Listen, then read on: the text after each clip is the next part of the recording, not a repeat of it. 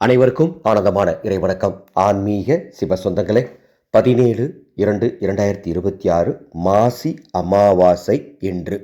இன்றைய நாள் உங்கள் வீட்டில் முன்னோர்களை மிக எளிமையாக வணங்குவது எப்படி, எந்த நேரத்தில் வணங்க வேண்டும், முன்னோர்களுக்கு படையல் போடுவது எப்படி, எந்த நேரத்தில் போட வேண்டும், இன்று கூடுதலாக ஒரு விசேஷமான ஆலோசனை.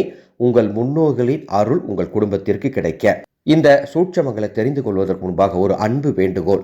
இன்று மாசி அமாவாசையை முன்னிட்டு எங்களது ஆனந்த ஒளி அறக்கட்டளையின் அன்னசேவா குழு ஆதரவற்ற முதியோர்களுக்கும் ஆதரவற்ற பிள்ளைகளுக்கும் உணவு தானம் செய்வதற்கு ஏற்பாடு பண்ணிட்டு இருக்கோம். முடிஞ்சா உதவுங்க.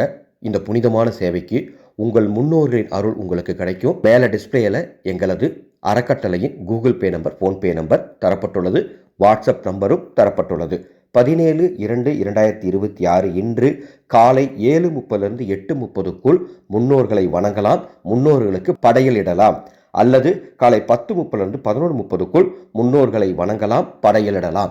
வணங்குறது அப்படின்னா 2 விதமாக வணங்கலாங்க. வாழை இலை விரித்து முன்னோர்களுக்கு பிடித்தமான உணவுகளை படைத்து முன்னோர்களை வணங்கலாம். அல்லது தீபம் மட்டும் ஏற்றி முன்னோர்களை வணங்கலாம்.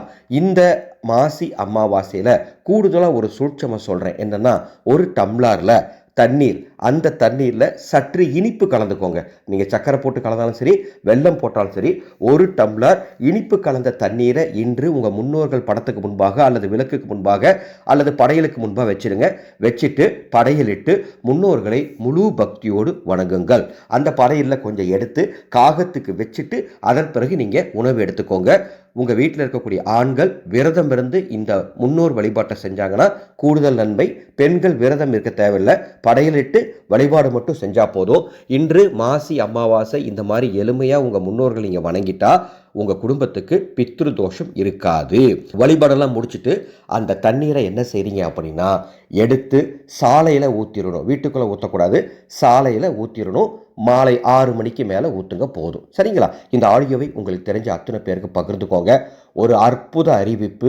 உலகத்திலேயே முதல் முறையாக சந்திர கிரகண நாளில், கிரகண நேரத்தில் நீங்கள் வீட்டில் இருந்தபடியே உங்கள் குலதெய்வத்தின் பிரயோக மந்திரத்தை ஒரு குருவின் மூலமாக உபதேசம் பெற்றுக்கொள்ளலாம். டிஸ்பிளேல பாருங்க, அதுக்குண்டான குரு காணிக்கை எவ்வளவுன்னு கொடுத்துருக்கேன். விருப்பம் இருந்தா எங்களது Google Pay number, PhonePe number கொடுத்துருக்கோம்.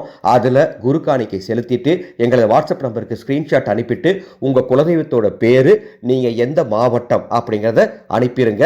பதிவு செஞ்சுப்பேன். சந்திர கிரகணம் மார்ச் 3ஆம் தேதி வருகின்றது. அன்று கிரகண நேரத்தில் இந்த உபதேசம் உங்களுக்கு வழங்கப்படும்.